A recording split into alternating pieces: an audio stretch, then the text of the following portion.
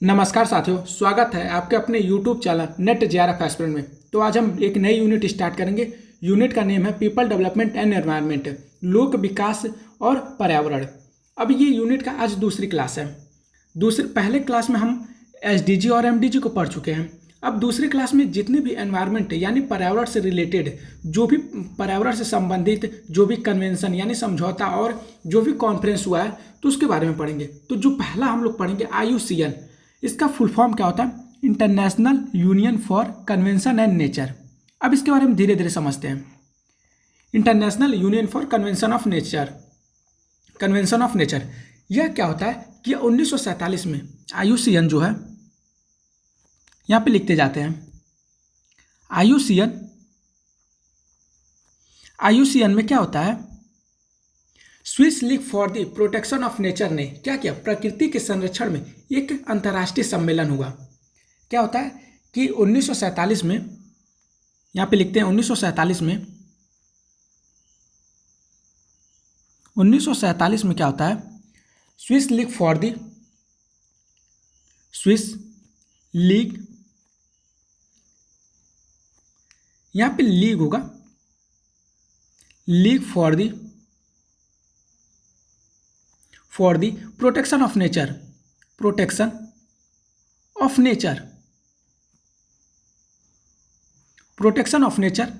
ने क्या हुआ? ब्रूनन, स्विट्जरलैंड में एक जगह है, ब्रूनन। यहाँ पे लिखते हैं ब्रूनन, स्विट्जरलैंड, ये ध्यान रखिएगा आप लोग। स्विट्जरलैंड में क्या होता है? एक प्रकृति के संरक्षण में अंतर्राष्ट्रीय सम्मेलन होता है। प्रकृति के संरक्षण में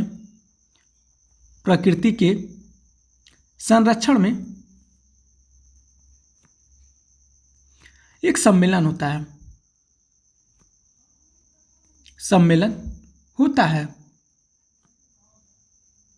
अब एक चीज ध्यान रखिएगा आप लोग। अब दूसरा इसमें पॉइंट क्या कह रहा है? यह 1948 में IUCN ने इसकी स्थापना की थी। 1948 में क्या हुआ? IUCN की स्थापना होती है। 1948 में क्या होता है? 1948 में IUCN की स्थापना होती है। IUCN, international union for convention of nature की स्थापना। अब एक चीज ध्यान रखिएगा, इसकी स्थापना डेट ये इंपॉर्टेंट है। ठीक, ये चीज है। इसका हेडक्वार्टर कहाँ पे, यानी मुख्यालय, हेडक्वार्टर इसका कहाँ पे? तो स्विट्जरलैंड में, ये ध्यान रखिएगा आप लोग। अब एक चीज ध्यान रखिए, अब ये यूनेस्को द्वारा स्थापित हुआ था। यूनेस्को द्वारा स्थापित,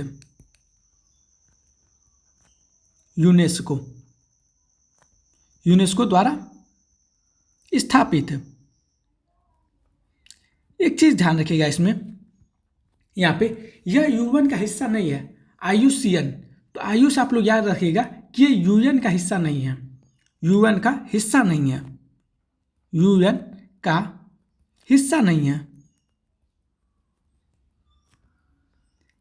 अब एक चीज ध्यान रखिएगा, अब इसका आधार, ये किसका आधार बनता है? IUCN किसका आधार बनता है? तो स्टॉकहोम का आधार बनता है।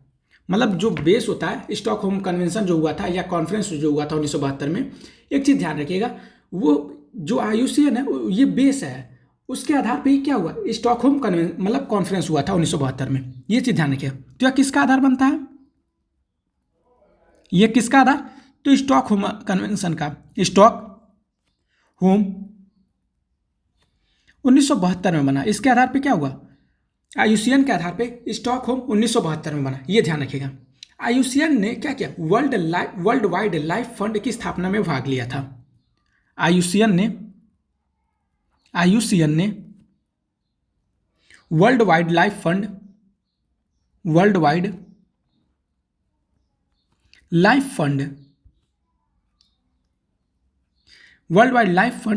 1961 में क्या हुआ? कि स्थापना में भाग लिया।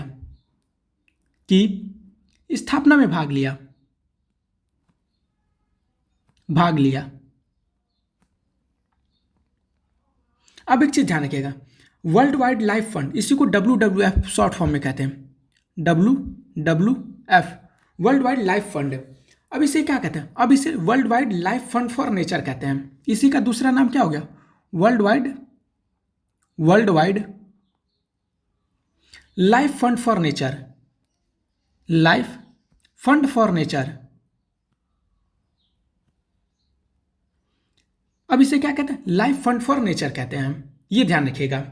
इसके ब्रांड एम्बेसडर कौन है? WWF के ब्रांड एम्बेसडर, यहां पे लिखते हैं ब्रांड एम्बेसडर। ब्रांड एम्बेसडर कौन है? एम्बेसडर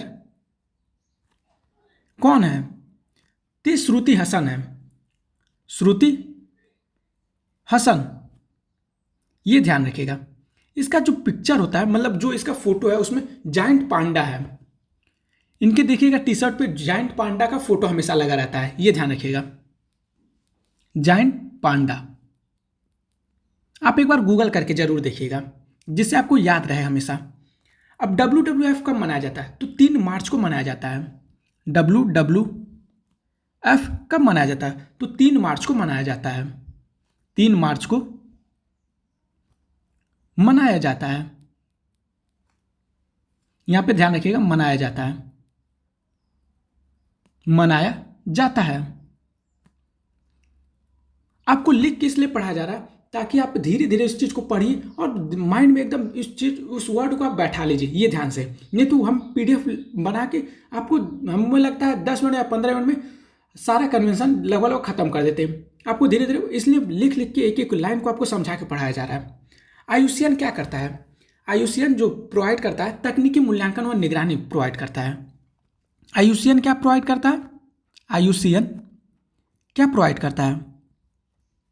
तो तकनीकी मूल्यांकन और क्या करता है? निगरानी का कार्य करता है। ये चीज ध्यान रखिएगा। तकनीकी मूल्यांकन, तकनीकी मूल्यांकन, तकनीकी मूल्यांकन और वह निगरानी का कार्य करता है, ये ध्यान रखिएगा। 1972 में क्या होता है कि पर्यावरण के संरक्षण के संबंध में world culture and natural heritage हो गया, ये ध्यान रखिएगा आप लोग। अब एक चीज ध्यान रखिए, यहां पे 1972 में क्या होता है? प्रकृति के संरक्षण में, मतलब संरक्षण के संबंध में सम्मेलन होता है। संरक्षण के संबंध में एक सम्मेलन होता है। उस सम्मेलन का क्या नाम है? तो world culture and natural heritage. World cultural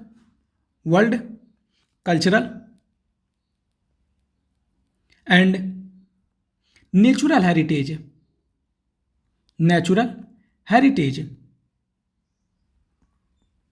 ये ध्यान रखिएगा। इसमें क्या होता है? एक संबंध में एक सम्मेलन होता है, यहां पे सम्मेलन लिख दें। संरक्षण के संबंध में एक सम्मेलन होता है, उस सम्मेलन का क्या नाम है? तो world culture and natural heritage, ये ध्यान रखिएगा आप लोग। अब आते हैं अपने नेक्स्ट पॉइंट पे। नेक्स्ट पॉइंट में क्या होता है कि IUCN जो है रेड लिस्ट जारी करता है। IUCN, यहां पे लिखते हैं IUCN क्या करता है? एक रेड लिस्ट जारी करता है, लाल सूची जिसे कहते हैं। रेड लिस्ट जारी करता है, यानी लाल सूची जारी करता है। लाल सूची जारी करता है। इस लाल सूची में कितने हैं? तो 9 सूची जारी करता है। ठीक, ये ध्यान रखिएगा। अब इसको हम शॉर्ट फॉर्म में लिख देते हैं यहाँ पे। अब उसको बता देते हैं। यहाँ पे लिखते हैं एक्सटिंक्ट। एक्सटिंक्ट में क्या होता है कि वो प्रजाति जो विलुप्त हो चुके हैं, ऐसी प्रजातियों का जिक्र किया जाता है एक्सटिंक्ट में, जो मतलब प्रजातियां विलुप्त हो चुकी हैं, जिसे EX से डिनोट करते हैं। EX, जिसे क्या कहते हैं? एक्सटिंक्ट। ये ध्यान रखिएगा, इसको आप लोग गूगल जरूर करेगा। इसमें कौन सी प्रजातियां आती हैं? तो ऐसी प्रजातियां जो विलुप्त हो चुकी हैं, उसी को क्या कहते हैं? एक्सटिंक्ट कहते हैं। Extinct in the world, extinct in the wild. Extinct दूसरा जो है, जिसे EW से बोलते हैं, EW से डिनोट करते हैं, ये ध्यान रखिएगा। एक्सटिंक्ट इन द वाइल्ड, ये ध्यान रखिए। इसमें कौन सी प्रजाति आते हैं? इसका अस्तित्व तो है, लेकिन बहुत मतलब क्या होते हैं, एक पर्टिकुलर यानी एक विशेष जगह पे ये लोग पाए जाते हैं, ये ध्यान रखिएगा। वाइल्ड, ये ध्यान रखिएगा आप लोग, ये कुछ विशेष जगह पाई जाती हैं, ठीक। इसका अस्तित्व है, लेकिन जो एक्सटेंट का इसका अस्तित्व है ही नहीं। जो एक्सटेंट इन द वाइल्ड, इसका अस्तित्व है, लेकिन किसी विशेष क्षेत्र में यानी पर्टिकुलर एरिया में ही पाया जाता है, ये चीज़ ध्यान रखिएगा। अब तीसरा क्या है, जिसे CR से डिनोट करते हैं। CR किसको कहते हैं? तो क्रिटिकली इंडेंजर्ड। ये वहाँ पर भी खतरा महसूस करते हैं जहाँ वे रह रहे हैं। Critically endangered, critically endangered, endangered, ये ध्यान रखिएगा। ऐसी प्रजातियां जहां पे पाए जाते हैं वो वहां पे रहने में भी खतरा महसूस करते हैं, तो उसको क्या कहते हैं? क्रिटिकली इंडेंजर्ड, यानी CR से डिनोट करते हैं, ये ध्यान रखिएगा। अब आते हैं इंडेंजर्ड, जिसे EN से डिनोट करते हैं। Endangered, endangered. अब इंडेंजर्ड में क्या होता है कि लुप्त प्राय, जो खत्म होने के कगार पे होती हैं, तो उसी को क्या कहते हैं? इंडेंजर्ड कहते हैं। वनरेबल, जिसे VN से डिनोट करते हैं। VN, vulnerable, vulnerable.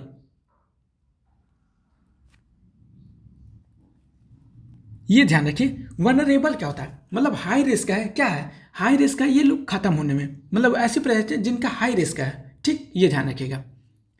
अब जो आता है नियर थ्रेटलैंड, NT से जिसको डिनोट करते हैं। एक बार आप लोग गूगल जरूर करिएगा, इसके बारे में जरूर पढ़िएगा। यहाँ से क्वेश्चन उतने नहीं बनते, बस लाल सूची जारी करता है, ये चीज़ ध्यान रखिए। लेकिन हम आपको इसलिए पढ़ा रहे हैं ताकि आपके दिमाग में एकदम बैठ जाए कि हाँ, लाल सूची किस में जारी होती है? तो IUCN में जारी होता है, ये ध्यान रखिएगा आप लोग। तो यहाँ पे नियर थ्रेटलैंड,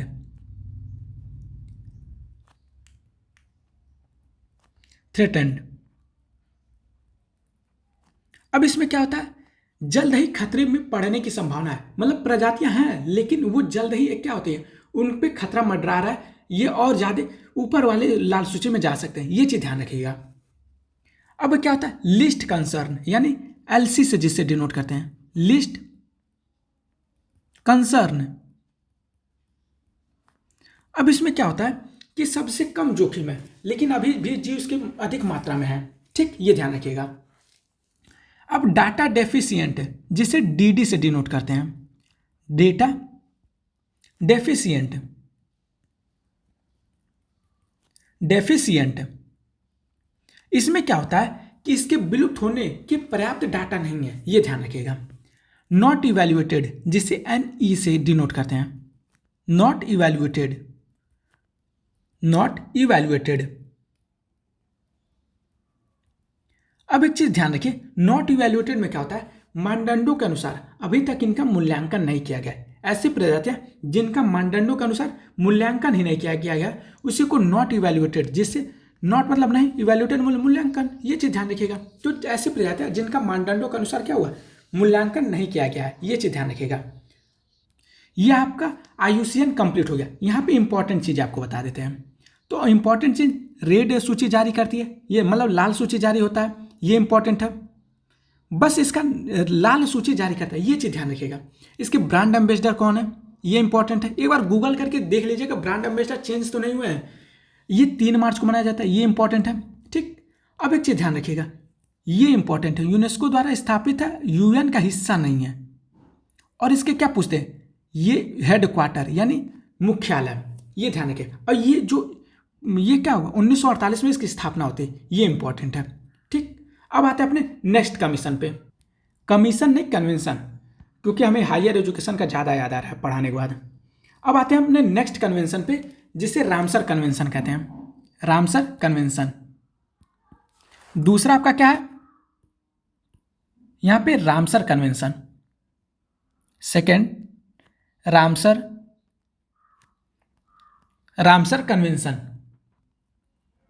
कन्वेंशन, ये चीज ध्यान रखिएगा। यानी रामसर समझौता, रामसर समझौता, रामसर समझौता में आप समझिए क्या होता है। अब इसको एक एक लाइन ध्यान से रखिएगा, क्योंकि हम अगर इधर उधर पढ़ा देंगे तो आपको समझ नहीं आएगा। तो इसीलिए हम इसको एक एक लाइन में एक एक डेट के सीक्वेंस वाइज में पढ़ाते हैं ताकि आपको ये चीज़ दिमाग में बैठ जाए। ये ध्यान रखिएगा आपको।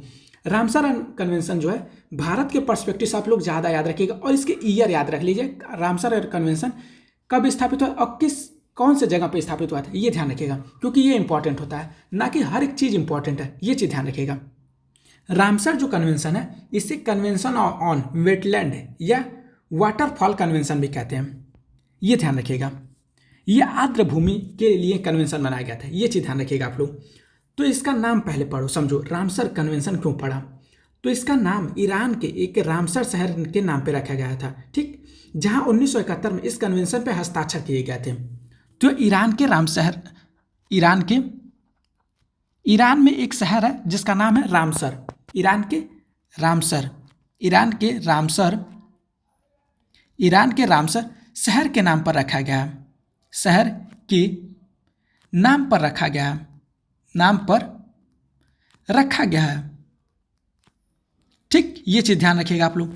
अब दूसरा पॉइंट इसे क्या कहते हैं, इससे क्या कहते हैं, कन्वेंशन ऑन वेटलैंड कहते हैं। वेटलैंड मतलब आर्द्र भूमि, ये ध्यान रखिएगा। इसे कई नामों से जानते हैं, ध्यान रखिएगा। तो कन्वेंशन ऑन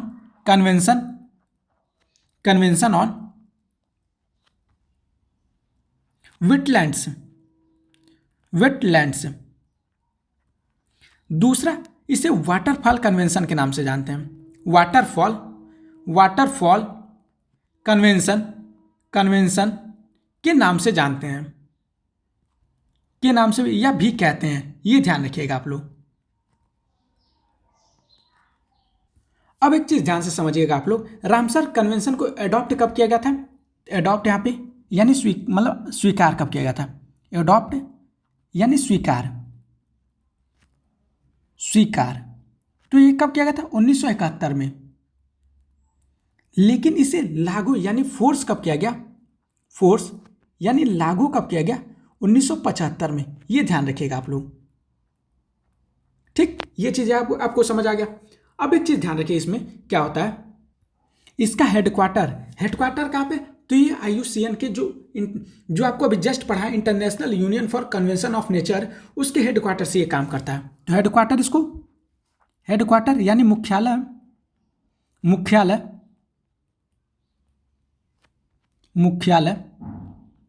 इसका कहाँ पे, तो स्विट्जरलैंड में है। स्विट्जरलैंड के मुख्यालय से कार्य करता है। ये ध्यान, मतलब स्विट्जरलैंड में मुख्यालय है इसका, स्विट्जरलैंड। ये ध्यान रखिएगा आप लोग।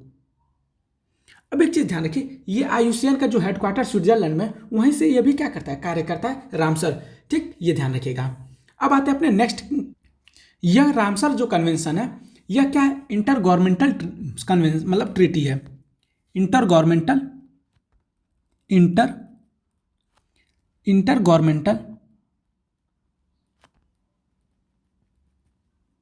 ट्रीटी यानी अंतर सरकारी संधि जिसके कहते हैं। ट्रीटी मतलब संधि होता है। अब एक चीज ध्यान रखिए, इसको हिंदी में लिख देते हैं, अंतर सरकारी संगठन। अब ये समझो अंतर सरकारी संगठन क्या होता है,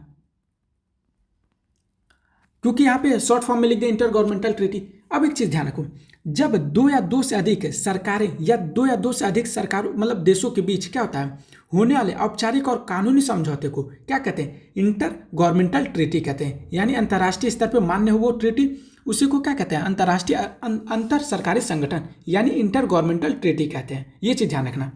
अब एक चीज इसमें ध्यान रखना, रामसर में एक मॉन्ट्रेक्स रिकॉर्ड होता है। मॉन्ट्रेक्स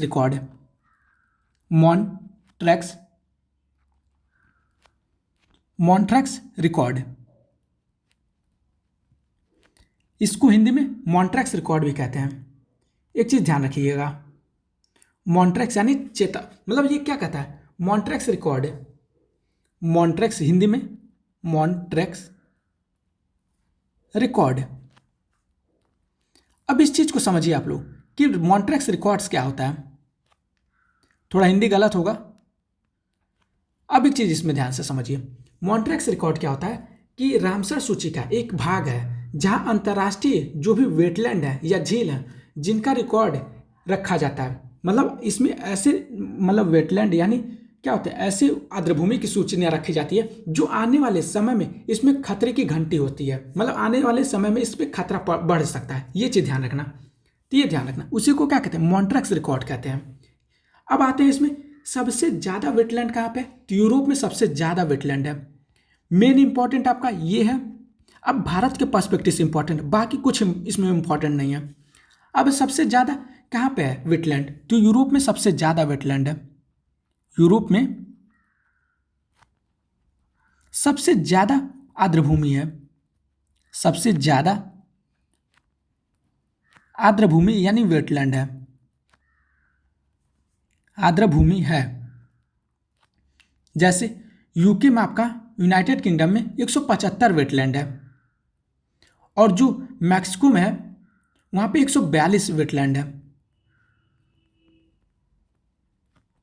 ये ध्यान रखिएगा, वेटलैंड की सूचना है, वेटलैंड्स यानी आर्द्रभूमि, ये चीज़ ध्यान रखिएगा। अब ये नो लीगल बाइंडिंग है, मतलब इसमें आपको ज़बरदस्ती मानना ही नहीं है, ठीक, ये ध्यान रखिएगा, कोई आप पे ज़बरदस्ती थोप नहीं सकता है। तो यह क्या होता है, no legal binding, no legal binding. ये जो रामसर कन्वेंशन है नो लीगल बाइंडिंग है, नो लीगल बाइंडिंग, ये ध्यान रखिएगा। आप इसको मानना है मानो, नहीं मानना है तो मत स्वीकार करो इसको, ये चीज़ ध्यान रखो। अब आते हैं अपने जो पहला रामसर साइट था वो कौन सा था, तो पहला आपका रामसर साइट कोबर्ग प्रायद्वीप था, कोबर्ग प्रायद्वीप पहला रामसर साइट, पहला रामसर साइट, रामसर साइट, पहला रामसर साइट आपका कौन सा था, कोबर्ग प्रायद्वीप, कोबर्ग प्रायद्वीप। ये था, ये कहाँ पे, तो ऑस्ट्रेलिया में है, ऑस्ट्रेलिया में है, ऑस्ट्रेलिया में है। अब एक चीज़ ध्यान रखिए, सबसे बड़ा क्षेत्र कहाँ पे है, मतलब सबसे बड़ा तो बोल्विया में है, सबसे बड़ा वेटलैंड जो है, सबसे बड़ा क्षेत्र, सबसे बड़ा क्षेत्र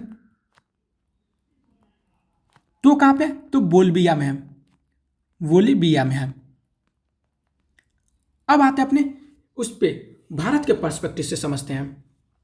यहाँ पे एक चीज़ और ध्यान रखिएगा, दो मतलब यहाँ पे क्या कहते हैं, यहाँ पे जो इसको कब मनाया, तो 2 फरवरी को वेटलैंड डे मनाया जाता है, 2 फरवरी को, 2 फरवरी को क्या मनाया जाता है, वेटलैंड यानी आर्द्रभूमि दिवस,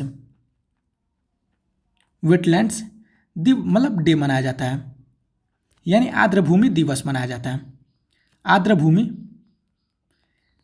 दिवस मनाया जाता है, ये ध्यान रखिएगा आप लोग पहला। अब आते हैं अपने भारत के पर्सपेक्टिव से,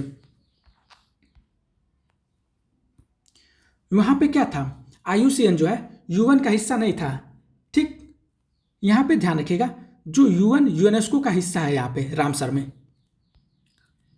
अब भारत क्या होता है, भारत के दृष्टिकोण से यहां पे लिखते हैं, भारत के दृष्टिकोण से, भारत के दृष्टिकोण से भारत रामसर कन्वेंशन का सदस्य कब बनता है, तो ये ध्यान रखिएगा 1981 में ये भारत इसका सदस्य बनता है, क्योंकि रामसर 1971 में तो अनाउंस हो गया था, 1975 में इसको लागू भी कर दिया। यहाँ पे क्या बोला गया, आप नो लीगल बाइंडिंग है, मतलब यहाँ पे बोला गया है ना नो लीगल बाइंडिंग, भारत इसका सदस्य बन भी सकता है नहीं भी बन सकता है, इस पर कोई कानूनी बाध्यकारी नहीं है कि आपको बनना ही सदस्य है इसका, तो इसी को कहते हैं नो लीगल बाइंडिंग। तो भारत इसका सदस्य कब बना, तो 1981 में इसको इसका सदस्य बना। यहाँ पे लिखते हैं भारत इसको, भारत इसका सदस्य,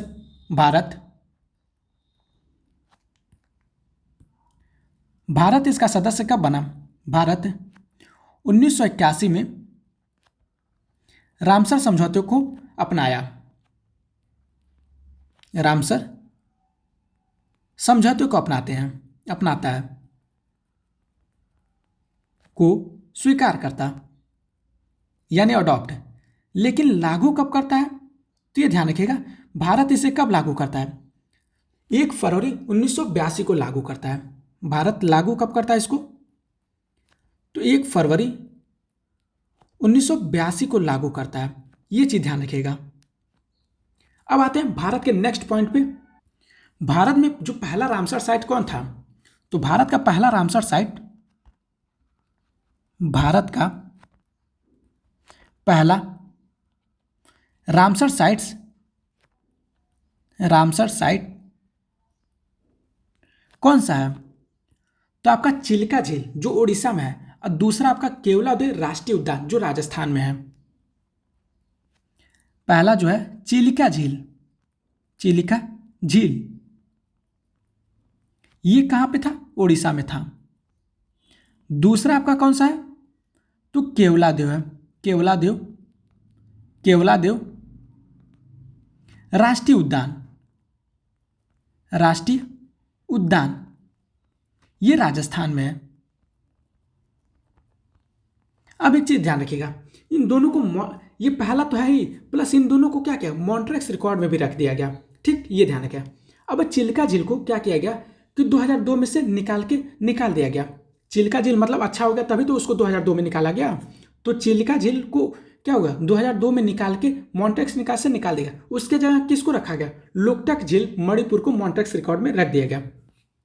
ये दोनों जो पहला रामसर साइट था, ये दोनों तो थे ही, लेकिन इसको मॉन्ट्रेक्स रिकॉर्ड में भी रखा गया, पहला ही। तो ये चीज ध्यान रखिएगा। तो 2002 में चिल्का झील को मॉन्ट्रेक्स रिकॉर्ड से निकाल देगा। चिल्का झील को क्या किएगा? को मॉन्ट्रेक्स रिकॉर्ड से निकाल देगा। मॉन्ट्रेक्स रिकॉर्ड से निकाल दिया गया। लेकिन तो उसके जगह कौन शामिल हो गया? लोकटक झील यानी मणिपुर को मॉन्ट्रेक्स रिकॉर्ड में शामिल कर दिया गया। तो मॉन्ट्रेक्स रिकॉर्ड में कौन कौन सा इस टाइम वो है? तो आपका लोकटक झील है, और कौन सा है? केवलादेव। ठीक, ये ध्यान रखिएगा। लोकटक झील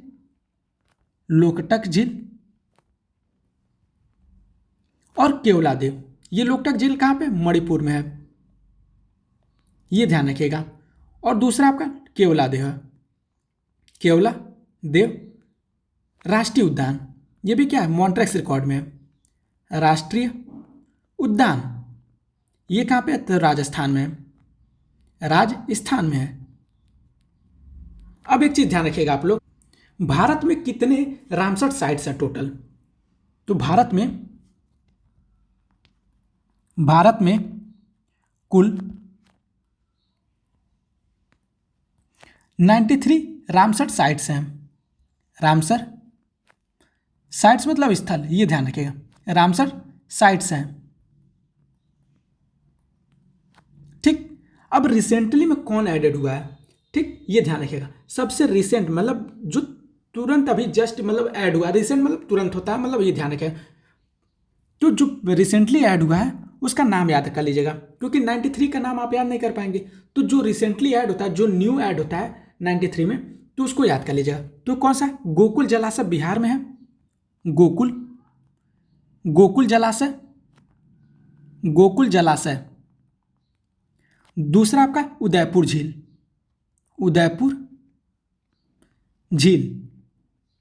तो ये कहाँ पे है? ये दोनों बिहार में है, तो इन दोनों को क्या किया गया? रिसेंटली ऐड किया गया है, मतलब रामसर साइट्स में इनको ऐड किया गया है, ये ध्यान रखिएगा। अब एक चीज ध्यान रखिए, और तीसरे वाले कौन ऐड हुआ? तीसरा, ये दोनों तो सितंबर में ऐड हुए हैं, जस्ट अभी ये सितंबर में ऐड हुए हैं। यहां पे लिख देते हैं सितंबर। ठीक, सितंबर 2025 में ऐड हुए हैं। अब जून में कौन सा ऐड हुआ था? खिंचन राजस्थान में, एक मीनार राजस्थान में है। खिंचन ये भी, और मीनार, ये दोनों कहां पे है? तो राजस्थान में है। ये कब ऐड हुए थे? तो ये जून 2025 में ऐड हुआ है, राजस्थान। तो इन दोनों मतलब इन चारों का नाम आप लोग याद कर लेंगे तो भी सफिशियंट है। ऐसा नहीं है कि सिर्फ मतलब 93 याद रहेगा तभी आपको याद करना है। जो रिसेंटली में मतलब ऐड होते हैं रामसर साइट्स में, उन्हीं को याद करना रहता है। तो ये जून 2025 में ऐड हुआ है। ये ईयर नहीं याद करना है कि ये ठीक, बस आपको ये चारों नाम याद रहना चाहिए। तो जून 2025 में ये ऐड हुआ है।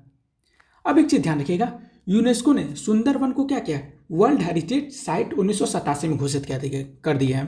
तो यूनेस्को ने सुंदरवन को क्या किया गया, सुंदरवन को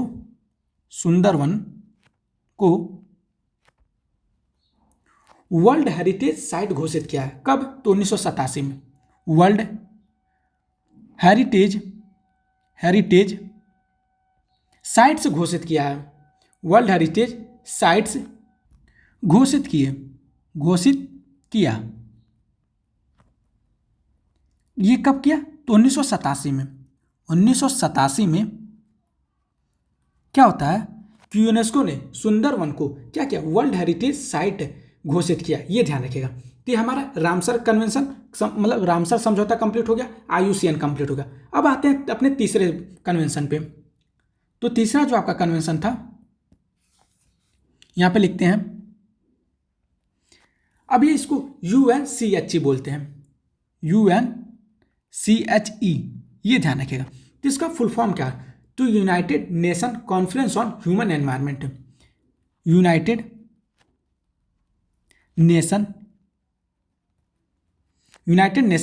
कॉन्फ्रेंस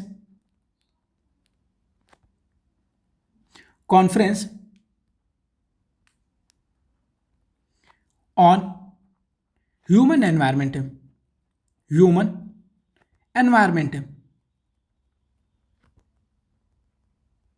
अब एक चीज ध्यान रखिएगा, ये कब आया था? तो ये 1972 में आया था। ये ध्यान रखिएगा। अब इसे क्या कहते हैं? इसी को किस किस नाम से जानते हैं? तो इसे स्टॉकहोम घोषणा और मानव पर्यावरण पर घोषणा कहते हैं। इसे स्टॉकहोम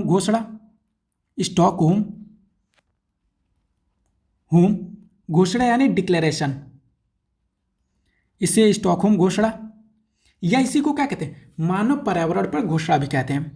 मानव पर्यावरण पर घोषणा कहते हैं। मानव पर्यावरण पर घोषणा कहते हैं।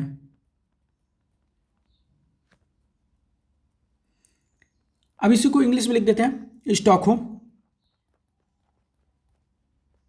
डिक्लेरेशन, या इसी को क्या कहते हैं? The declaration on the human environment, the declaration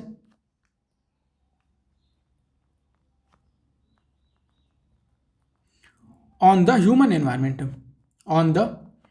environment, human environment. ये चीज ध्यान रखिएगा। इसी को स्टॉकहोम या मानव पर्यावरण पर घोषणा कहते हैं। इसे 1972 में स्थापित किया गया, ये ध्यान रखिएगा। अब ये ध्यान रखिएगा, इसमें क्या होता है, मानव पर्यावरण पे संयुक्त राष्ट्र ने सम्मेलन किया पहली बार 1972 में, या स्टॉकहोम यानी स्वीडन में आयोजित किया गया था। ये ध्यान रखिएगा। इसने अंतर्राष्ट्रीय पर्यावरण कानून के उद्भव को चिन्हित किया था। इसमें क्या हुआ था कि ध्यान रखिएगा कि विभिन्न अंतर्राष्ट्रीय पर्यावरणीय मुद्दे जैसे सिद्धांत, प्राकृतिक संसाधन प्रबंधन, प्रदूषण की रोकथाम, पर्यावरण विकास के बीच ये संबंध स्थापित किए थे। ये ध्यान रखिएगा। इसमें ज़्यादा कुछ नहीं इंपॉर्टेंट है, बस स्टॉकहोम कन्वेंशन इसको याद रख लीजिएगा। और ये क्या, मानव पर्यावरण पर घोषणा है। तो पहला जब कॉन्फ्रेंस हुआ था, यहाँ पे ध्यान रखिए कॉन्फ्रेंस, तो ये 1972 में हुआ था। ये ध्यान रखिएगा आप लोग। अब इसके बाद जो भी कन्वेंशन हुआ है उसको नेक्स्ट वीडियो में कवर किया जाएगा, क्योंकि आज इतना ही कवर करना बहुत है। ठीक, अगर आपको वीडियो अच्छी लगे तो प्लीज़ वीडियो को लाइक करेगा, चैनल को जरूर सब्सक्राइब करेगा और अपना कमेंट सेक्शन में जरूर करें। धन्यवाद।